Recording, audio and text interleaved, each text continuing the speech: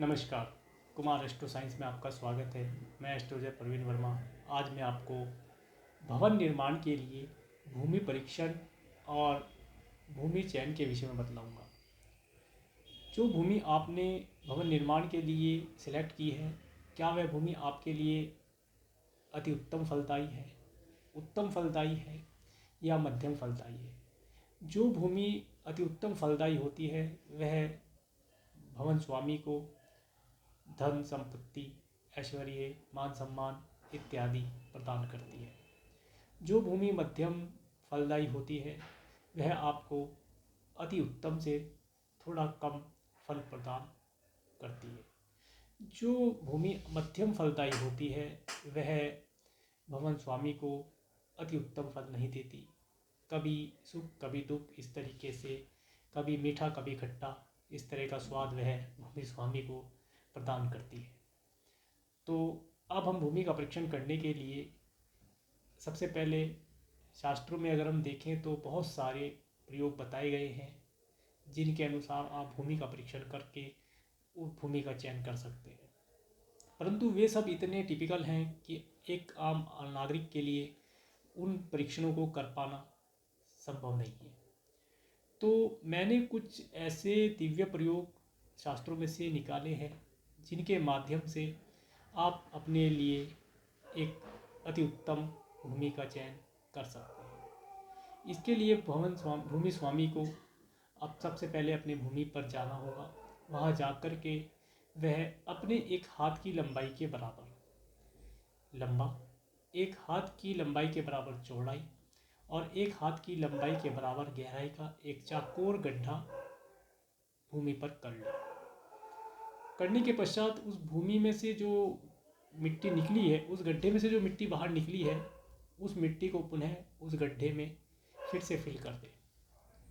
अगर गड्ढा फिल करते समय मिट्टी बच जाती है तो वह भूमि स्वामी के लिए अति उत्तम फलदायी होती है, जिससे भूमि स्वामी को समय समय पर उन्नति प्रदान होती रहती है।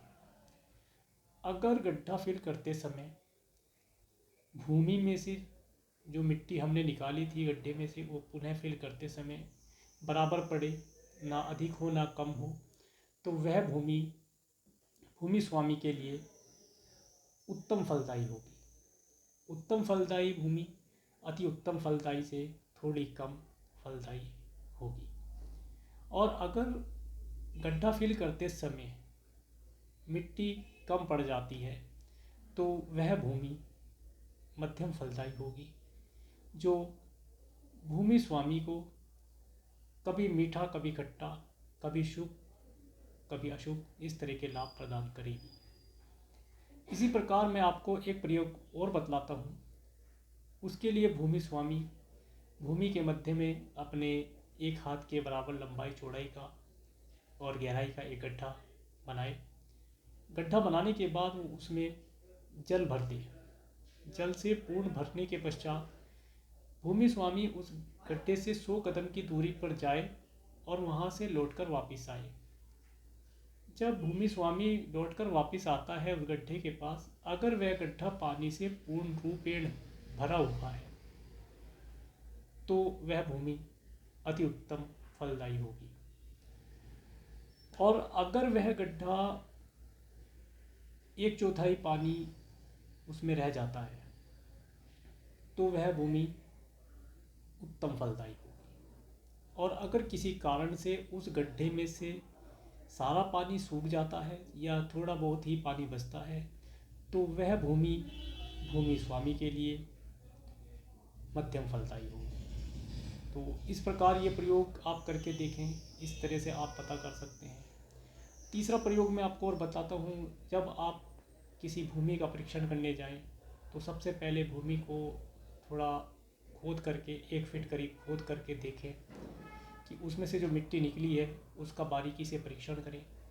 परीक्षण करते समय ये चीज़ें ध्यान रखें कि जो मिट्टी निकली है उस मिट्टी में कहीं कोई कंकाल, हड्डी का टुकड़ा, कोयले के टुकड़े या बालों का गुच्छा या किसी टूटे हुए मिट्टी के बर्तन के टुकड़े,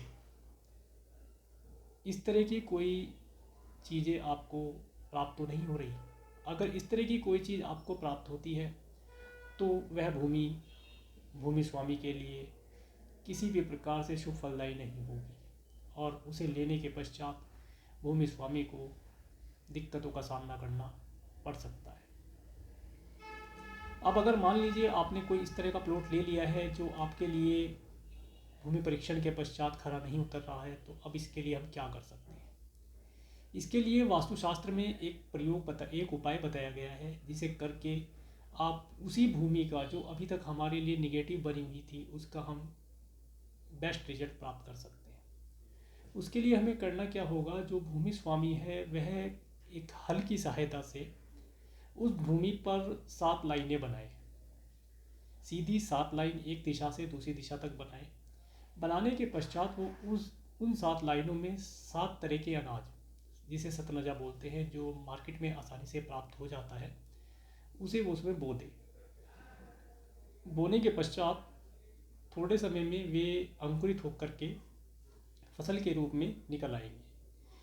जो फसल वहाँ पर उगी है उस फसल को वह कटवा करके किसी कपिला गाय को अगर आसानी से उपलब्ध हो जाए तो बहुत अच्छा है। अगर नहीं उपलब्ध होती कपिला गाय तो आप किसी भी गाय को वह फसल खुला दें।